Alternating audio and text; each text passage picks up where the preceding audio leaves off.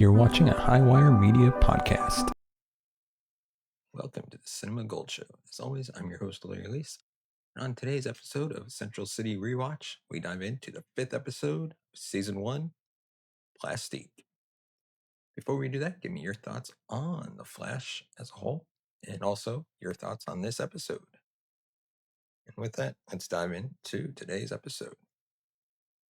The 5th episode of The Flash, titled Plastique, strikes a unique tonal balance between high-octane superhero spectacle and poignant emotional introspection. From the outset, the audience is drawn into Barry Allen's dual existence, both as the Scarlet Speedster and the empathetic young forensic scientist attempting to find his footing in an increasingly complicated world. This episode marks a transition point in the show's narrative structure. It shifts away from simple villain of the week formula and instead delves into character studies and the wider implications of the metahuman phenomenon. A train explosion sets the narrative in motion, showcasing Barry's rapid responsibilities and his increasing comfort with his powers. However, the metahuman responsible, Sansuchi, is far from the one-dimensional antagonist seen in earlier episodes. Betty. Her ability to detonate objects she touches is not merely a visual gimmick, but an extension of her own internal volatility, shaped by betrayal and weaponization at the hands of the U.S. military. As Barry and the team track Betty, their reactions vary. Cisco sees her as a scientific marvel. Caitlin is cautiously sympathetic, and Wells, as we will later learn, is far more calculating. The emotional core of the episode also lies in Barry's strained relationship with Iris West. Iris's increasing obsession with the streak as a blogging subject forces Barry into the uncomfortable position of either revealing his secret identity or pushing her away. This subplot reinforces the recurring theme of isolation among superheroes, where the very nature of their powers becomes a barrier to honest human connection. Barry's decision to stop speaking to Iris when she refuses to stop blogging is both painful and revelatory. It reflects his growing awareness that heroism often involves sacrifice, not just of safety, but of personal intimacy. As the episode climaxes, Betty is cornered by General Wade, a militaristic figure whose interest in her powers is wholly instrumental. She is fatally shot, but not before confronting the institutions that sought to control her. Her body becomes a symbol of both potential and failure, a powerful being undone by systems that feared her difference rather than understood it. Barry's final sprint across the city, carrying Betty's body to safety, even in death, serves as a solemn metaphor for dignity, resistance, and the cost of heroism.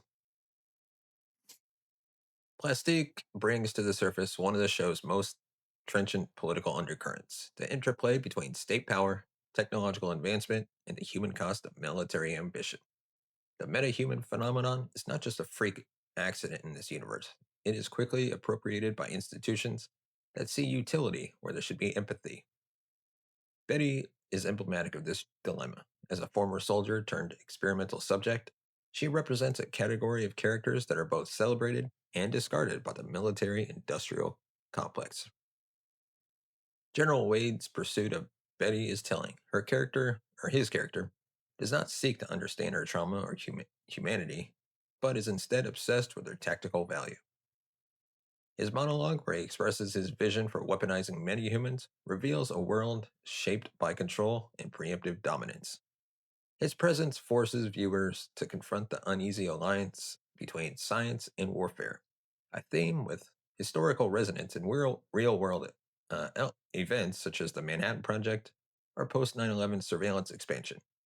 By embedding this critique in a superhero narrative, The Flash elevates its genre from mere fantasy to thoughtful social allegory. The dualities that define Barry Allen's character are increasingly tested in this episode, and identity becomes not just a thematic concern, but an existential dilemma. Barry's internal conflict, caught between his desire to live an ordinary life and his responsibility as a speedster, is intensified by the presence of characters like Betty, who similarly grapple with the destabilization of their identities post-transformation. This theme resonates throughout superhero fiction, Yet the Flash handles it with a measure of emotional intelligence that underscores the humanity behind the mask. Barry's development in this episode is as much about emotional maturity as physical mastery. His decision to scale a building by running vertically, a visually stunning sequence, is symbolic of an inner ascent. He's not just reaching new heights physically, but also striving to understand the demands of his evolving self. It's a visual metaphor for growth, struggle, and the terrifying altitude of moral responsibility. Simultaneously, Betty embodies the tragedy of fractured identity. Once a loyal soldier, now a fugitive metahuman, she is denied the right to self definition. The military's treatment of her powers, viewing them as weapons rather than parts of her personhood, mirrors how institutions can erase individual narratives in favor of strategic utility. Her desire to simply live a normal life, free of manipulation and fear, is tragically unreachable. Her story is not one of villainy, but of systemic abandonment. And that's where the show finds its most haunting critique. Moreover, the interpersonal dimension of identity surfaces through Barry's relationship with Iris.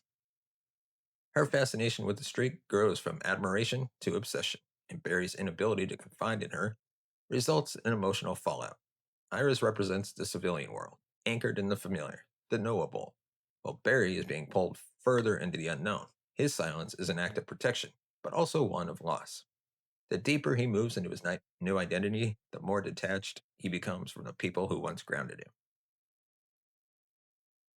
Trauma is not merely a backdrop in the Flash. It is a narrative engine that shapes decisions, relationships, and outcomes. Barry's long-standing trauma, his mother's murder and his father's wrongful incarceration, serves as a foundational motivator. But episode 5 shifts focus towards another kind of trauma, that of the betrayed soldier. Betty's narrative explores the aftershocks of institutional abuse and the psychological scars of war. Her PTSD is implied, but never explicitly named, which speaks volumes about how trauma is often rendered invisible by institutions that prefer efficiency over healing. Through Betty's behavior, her guardedness, her initial refusal to trust, her eventual desperation, the show articulates a portrait of someone who has internalized the belief that she's dangerous, disposable, and broken. Her interactions with Barry and the team, particularly with Caitlin and Cisco, hint at what healing could look like if only it were given a chance. Cisco, typically the show's comic relief, reacts to Betty with a rare depth of emotion. He oscillates between scientific curiosity and genuine sorrow, revealing the empathetic heart beneath his geek persona. His mourning of Betty's death underscores how trauma doesn't end with the traumatized, it radiates outward, affecting those who care and those who witness. This is an important ethical point. To ignore trauma is not merely a private failing, but a communal one. Harrison Wells, enigmatic and increasingly opaque in his intentions, becomes a focal point for the series' ethical dilemmas. In Plastique, Wells' dual nature, mentor and manipulator, becomes even more visible. His covert alliance with General in past projects, particularly those involving the militarization of metahuman research, suggests a troubling overlap between pure science and applied biopolitics. This revelation retroactively casts doubt on his current actions. Is Wells genuinely interested in Barry's well being, or is Barry yet another variable in his larger experiment? Wells' directive to Betty that she should assassinate the general marks a significant ethical breach. It is cloaked in the language of liberation, but functionally it is exploitation. He weaponizes her pain under the guise of empowerment, positioning himself as both savior and puppeteer. This duplicity exposes the moral ambiguity of scientific rationalism when detached from ethical scrutiny. Wells is no longer simply a figure of mystery. He becomes a representative of unchecked ambition, an echo of the mad scientist trope reimagined for a postmodern audience. This narrative thread engages directly with real world debates in bioethics. The question of informed consent, so central to research ethics, is here violated with chilling ease. Betty is not informed of the full consequences of her actions. She is manipulated into believing that murder is a form of self assertion. The show, while embedded in a fictional universe, subtle, excuse me, subtly critiques historical and contemporary practices where vulnerable individuals are coerced or misled in the name of scientific progress. From the Tuskegee syphilis study to modern surveillance tech, the theme resonates. What is the cost of discovery when it is not anchored in justice? Furthermore, Barry's contrasting approach, marked by transparency, compassion, and restraint, serves as a foil to Wells' instrumentalism.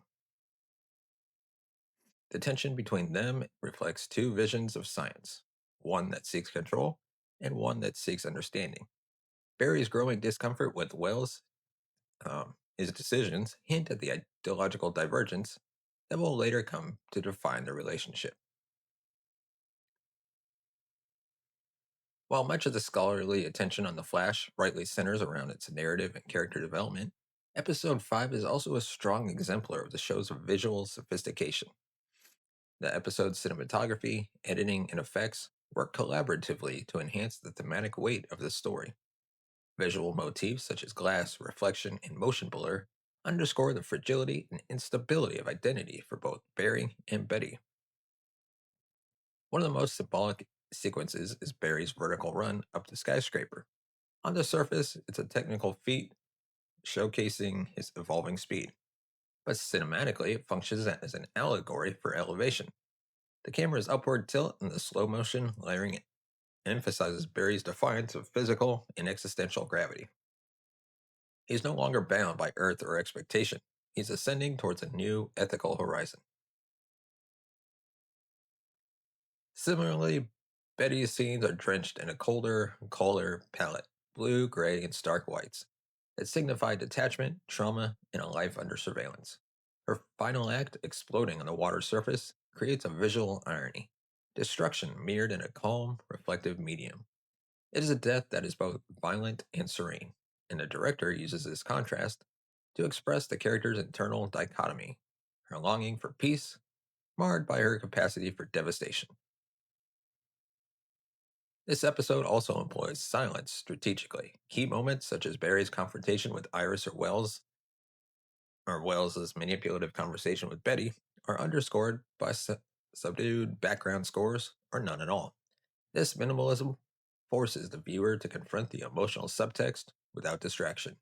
In a show built on speed, these slow, quiet moments function like visual parentheses, offering reflection amidst motion. In the final calculus, Plastique is not merely a turning point in The Flash's first season, it is a thematic nucleus around which future tensions will orbit. It showcases the series' willingness to interrogate uncomfortable truths about authority, trauma, and ethical responsibility.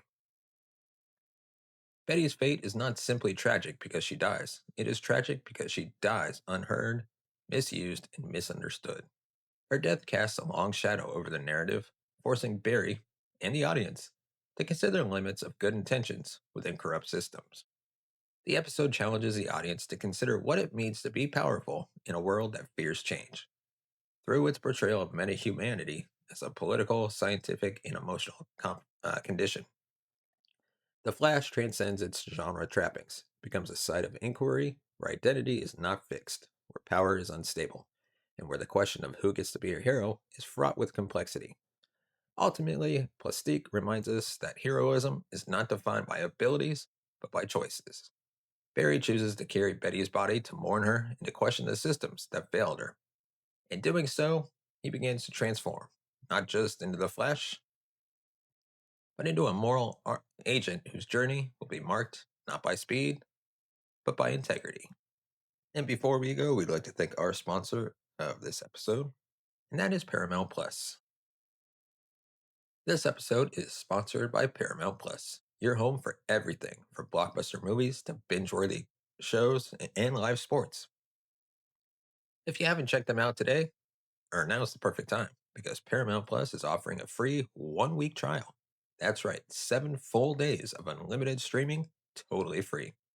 You can catch your favorite shows like Criminal Minds, NCIS, Survivor, or dig into new originals like Lawmen, Bass Reeves. And if you're like me and love a good true crime deep dive, Paramount Plus has an incredible lineup of documentaries that'll keep you hooked from episode 1. Sports fans, you're covered too. Live NFL games, college football Saturdays, all in one place. So don't wait. Use the link in the description today to start your free 7-day trial. Again, thank you to Paramount Plus. Your next favorite obsession is waiting, and it's completely free to try for a week. Now let me know your thoughts on this episode in the comment section below. Give us a thumbs up if you like our video, hit that subscribe button down below, and hit the bell notification button so you'd be notified of future episodes. As always, if you want to support the channel, you can buy us a coffee at buymeacoffee.com/cinemagold. As always, thank you so much for watching and listening. We will see you next time.